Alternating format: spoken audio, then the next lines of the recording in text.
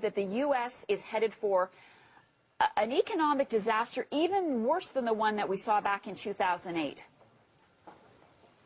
Well, first of all, I was also one of the few people to have accurately forecast the last disaster, when the same people who are now saying everything is great are oblivious to an even greater disaster that is looming.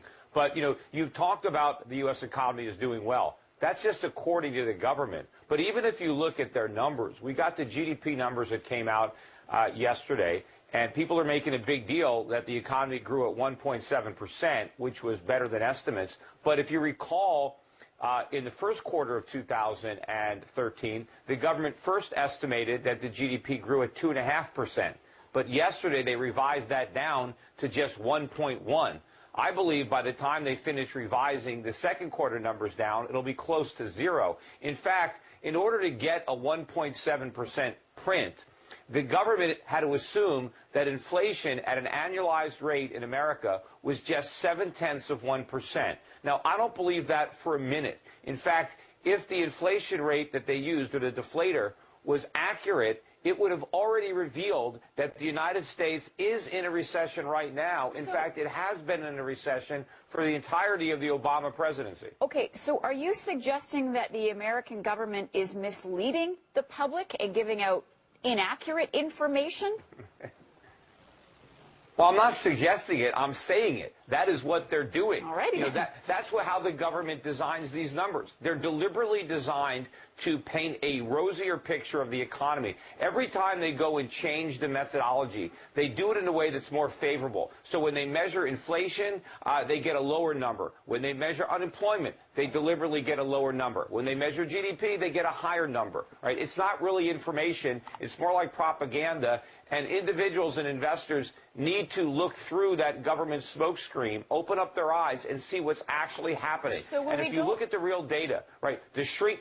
When we go back to 2008, the trigger were all those dirty mortgages, the subprime mortgage crisis.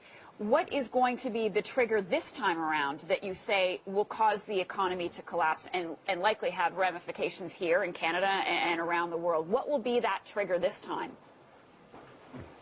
Okay, the trigger wasn't the mortgages. That was the consequence. The Fed pulled the trigger with cheap money. It was the artificially low interest rates that were responsible for the housing bubble. That and government guaranteed mortgages. Well, if you look at what they're doing now, the Fed is even more reckless than it was back then.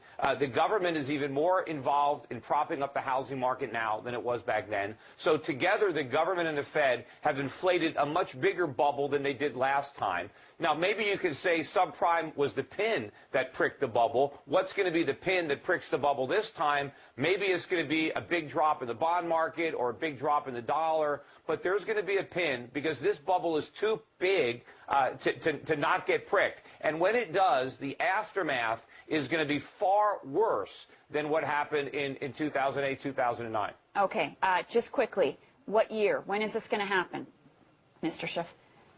Well, again, when people were asking me that question in 2004 and 2005, I couldn't give them a definite year. I just knew that it was coming because I understood the fundamentals. And as I tried to mention a bit earlier, if you look at the fundamentals, if you look at the contracting labor force, the declining use of energy, the explosion of poverty in America and an income inequality, all the record numbers of people on food stamps and on disability, all the part-time jobs that are now replacing the full-time jobs that we've lost, all of this is consistent with a shrinking economy, but the government won't admit it. Meanwhile, the cost of living is rising rapidly in America, and we pretend that there's not enough inflation. And Ben Bernanke is out there trying to lay the foundation now for more QE because he knows that he can never taper. He's just bluffing. He can't tell the market the truth that the U.S. economy is completely